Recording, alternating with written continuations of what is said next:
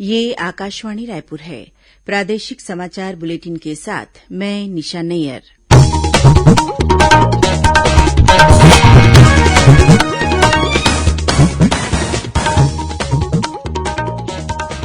अब पेश है आज के मुख्य समाचार। प्रधानमंत्री नरेंद्र मोदी कल वीडियो कॉन्फ्रेंस के माध्यम से प्रधानमंत्री किसान सम्मान निधि योजना की अगली किश्त जारी करेंगे। राज्यपाल अनुसुईया उइके ने कहा कि स्वतंत्रता संग्राम में छत्तीसगढ़ के आदिवासियों ने भी निभाई थी महत्वपूर्ण भूमिका। कल मनाया जाएगा विश्व आदिवासी दिवस। राज्यपाल और मुख्यमंत्री ने प्रदेशवासियों को दी शुभकामनाएं। और प्रदेश में आज उत्साह के साथ मनाया जा रहा है पारंपरिक पर्व हरेली। आज से शुरू हुआ विश्व प्रसिद्ध बस्तर दशहरा का पर्व।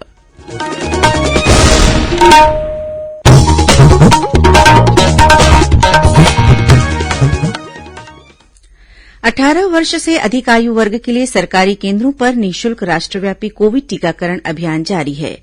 युवा श्रोताओं से हमारा आग्रह है कि स्वयं कोविड रोधी टीका लगवाएं और अन्य लोगों को भी इसके लिए प्रोत्साहित करें। कोविड स्वास्थ्य के लिए खतरा बना हुआ है। ऐसे में एहतियाती उपायों के पालन में कोताही न बरतें। जब तक आवश्यक न हो घर से बाहर न निकलें और 3 सरल उपायों का पालन करें। मास्क लगाएं, 2 गज की सुरक्षित दूरी बनाए रखें, बार-बार हाथ धोएं और चेहरा साफ रखें। कोविड से संबंधित जानकारी और मार्गदर्शन के लिए राष्ट्रीय हेल्पलाइन काम कर रही है। छत्तीसगढ़ के लिए हेल्पलाइन नंबर है 104 और 0771 2235 साथ ही राष्ट्रीय हेल्पलाइन नंबर है 1075। अब समाचार विस्तार से।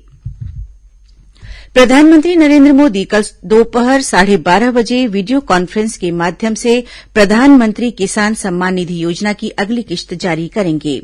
9 करोड़ 75 लाख से अधिक किसान परिवारों को 19,500 करोड़ रुपए से अधिक की राशि अंतरित की जाएगी।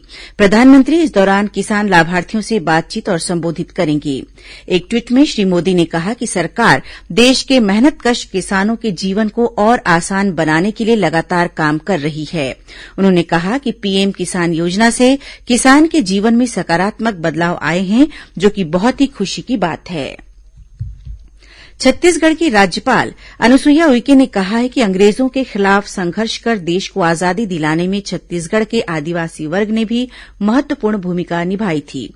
आजादी के अमृत महोत्सव के तहत आज आकाशवाणी रायपुर से प्रसारित विशेष साक्षात्कार में राज्यपाल ने कहा कि स्वतंत्रता संग्राम के दौरान छत्तीसगढ़ के कई ऐसे नायक हैं जिनका योगदान और कुर्बानियां इतिहास के पन्नों में उतनी प्रमुखता से दर्ज नहीं हो पाई जिनके वे हकदार थे।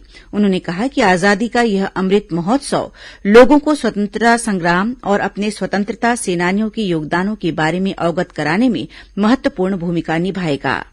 प्रधानमंत्री श्री नरेंद्र मोदी जी ने स्वतंत्रता के 75वें वर्ष पूर्ण होने पर पूरे देश में अमृत महोत्सव मनाए जाने का महत्वपूर्ण निर्णय लिया है। इसके जरिए पूरे देश को अपने गौरवशाली इतिहास को समझने एवं हमारे स्वतंत्रता संग्राम सेनानियों के संघर्ष को याद करने का अवसर मिला है। 75वें स्वतंत्रता दिवस के उपलक्ष्य में देश स्वतंत्रता का अमृत महोत्सव मना रहा है। इस अवसर पर देशभर में अनेक कार्यक्रमों का आयोजन किया जा रहा है। यह महोत्सव जन भागीदारी की भावना से एक जन उत्सव के रूप में मनाया जाएगा। इस संदर्भ में भारतीय इतिहास अनुसंधान परिषद ने विशेष ढंग से महोत्सव मनाने की योजना बनाई है। आकाशवाणी समाचार से बातचीत में परिषद के निदेशक डॉ ओमजी उपाध्याय ने कहा कि 75 क्षेत्रीय संगोष्ठियां आयोजित करने की योजना बनाई गई है। डॉक्टर उपाध्याय ने कहा कि 6 राष्ट्रीय संगोष्ठियों का आयोजन किया गया है और अमृत महोत्सव की पूरी अवधि को वर्ष 1498 से 2022 तक के 6 खंडों में बांटा गया है। उन्होंने कहा कि लंदन और सिंगापुर में 2 अंतर्राष्ट्रीय संगोष्ठियों का भी आयोजन किया जाएगा, जिसमें स्वतंत्रता आंदोलन पर चर्चा होगी। मुख्यमंत्री भूपेश बघेल ने आज प्रसारित मासिक रेडियो वार्ता लोकवाणी की 20वीं कड़ी में आदिवासी अंचलों की अपेक्षाएं और विकास विषय पर बातचीत करते हुए कहा कि हमें आदिवासी समाज की परंपराओं, संस्कृतियों और उनके उच्च जीवन मूल्यों को समझने का अवसर मिला है। उन्होंने कहा कि 2.5 सालों के दौरान 29 नई तहसीलें और 4 अनुविभाग गठित किए गए हैं। इनमें से ज्यादातर आदिवासी अंचल में ही है। मुख्यमंत्री ने कहा कि नई प्रशासनिक इकाइयों के गठन से लोगों को खेती किसानी से जुड़े काम में आसानी होगी और सरकारी योजनाओं का बेहतर क्रियान्वयन होगा। श्री बघेल ने कहा कि माओवाद प्रभावित इलाकों में 1,637 करोड़ रूपये की लागत से सड़कों का निर्माण किया जा रहा है। इससे आदिवासी अंचलों का विकास होगा। मुख्यमंत्री भूपेश बघेल ने आज रायपुर में गोधन न्याय योजना के तहत 7 करोड़ 86 लाख रूपये की राशि का अंतरण हितग्राहियों के खाता में किया। 1 वर्ष के दौरान राज्य सरकार ने पशुपालकों से 98 करोड़ रूपये से अधिक की गोबर खरीदी की है। इस अवसर पर मुख्यमंत्री ने कहा कि गौठान गांवों में एक नए शक्ति केन्द्र के रूप में विकसित हो रहे हैं।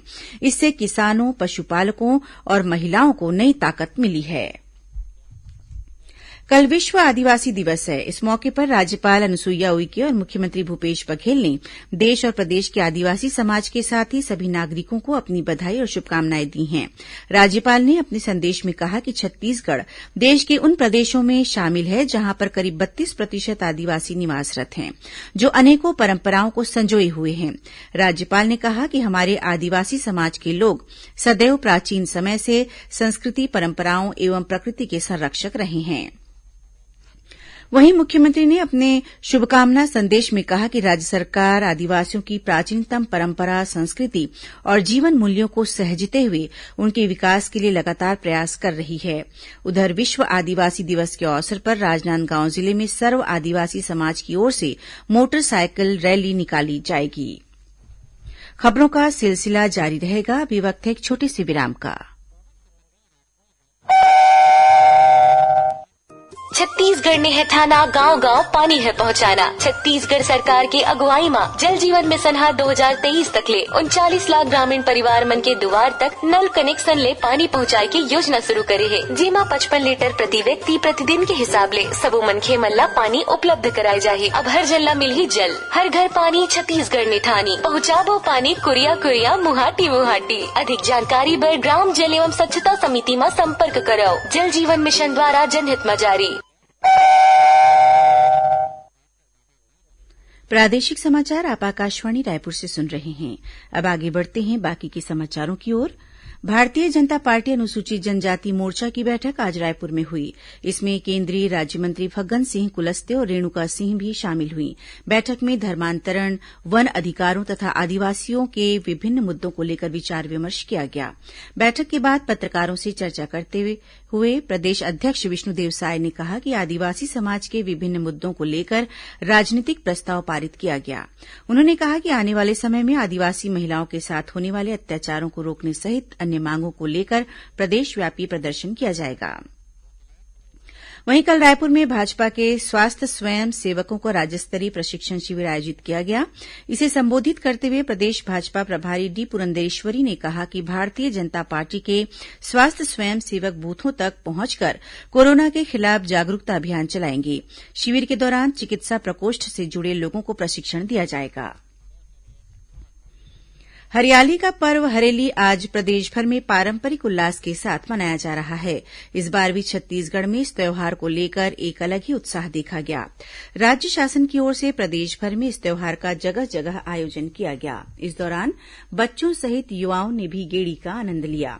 रायपुर स्थित मुख्यमंत्री निवास में भी पारंपरिक रीति रिवाज के साथ हरेली का त्यौहार मनाया गया। इस अवसर पर मुख्यमंत्री ने कृषि उपकरणों की पूजा की और गाय को लोंदी खिलाई। साथ ही सांस्कृतिक कार्यक्रम का भी आयोजन किया गया, जिसमें लोक कलाकारों, नर्तकों और लोक गायकों ने पारंपरिक वेशभूषा में वाद्य यंत्रों और साज सज्जा के साथ प्रस्तुति दी। श्रावण कृष्ण अमावस्या के दिन मनाए जाने वाले इस पर्व के मौके पर किसानों ने अपने खेती किसानी के औजारों और उपकरणों के साथ ग्राम देवता की पूजा अर्चना की।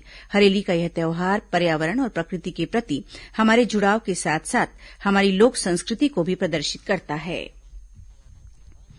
वहीं विश्व प्रसिद्ध बस्तर दशहरा का पर्व भी आज से शुरू हो गया है। इस पर्व के शुभारंभ के मौके पर आज पाट जात्रा की रस्म अदा की गई। इस दौरान ग्रामीण दंतेश्वरी मंदिर पहुंचे, जहां गांव के पुजारी ने रथ निर्माण में प्रयोग की जाने वाली पहली लकड़ी की परंपरानुसार पूजा अर्चना की। इस विधान के साथ ही बस्तर दशहरा में विशालकाय रथ के निर्माण के लिए जंगल से लकड़ी लाने का कार्य प्रारंभ हो जाता है। कार्यक्रम में संसदीय सचिव और जगदलपुर विधायक सहित बस्तर संभाग के जनप्रतिनिधि, मांझी चालकी और नागरिक शामिल हुए।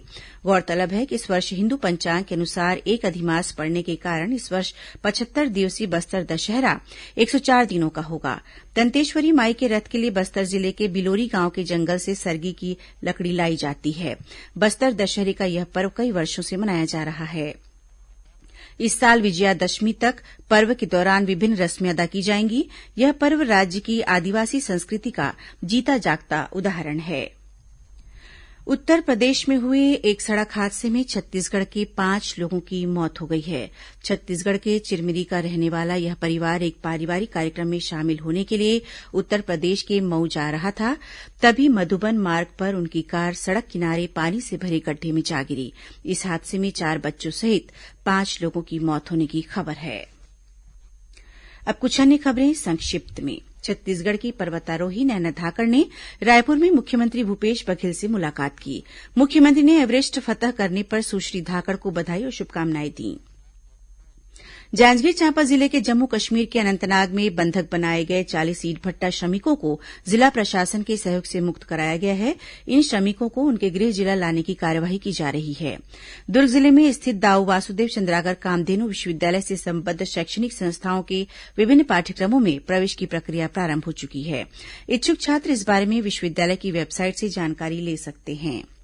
राजनांदगांव जिले में स्थित विचारपुर बेतकाठी रोड में बनी पुलिया लगातार बारिश की वजह से ढह गई है। इससे स्थानीय ग्रामीणों को काफी परेशानी हो रही है।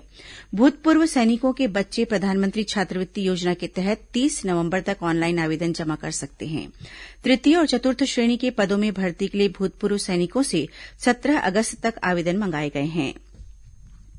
दुर्ग जिले में स्थित कल्याण स्नातकोत्तर महाविद्यालय के एनसीसी कैडेट ने कोरोना से बचाव के लिए जागरूकता रैली निकाली और लोगों को कोविड टीका लगाने के लिए प्रेरित किया। गरियाबंद जिले में पुलिस ने 32 नग हीरे के साथ 2 लोगों को गिरफ्तार किया है। जब्त किए गए हीरे की कीमत 5,10,000 रूपये बताई गई है। धमतरी जिले के सिहावा पुलिस ने 3 क्विंटल गांजे के साथ एक व्यक्ति को गिरफ्तार किया है। जब्त गांजे की कीमत 61 लाख रूपये बताई जा रही है।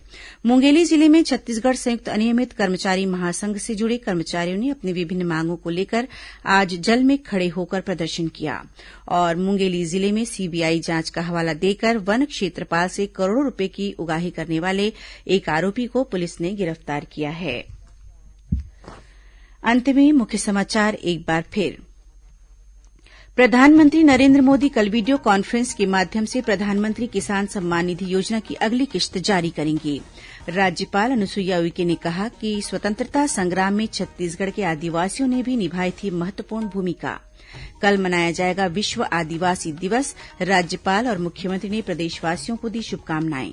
और प्रदेश में आज उत्साह के साथ मनाया जा रहा है पारंपरिक पर्व हरेली।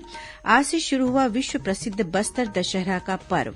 इसी के साथ प्रादेशिक समाचार बुलेटिन समाप्त हुआ। नमस्कार।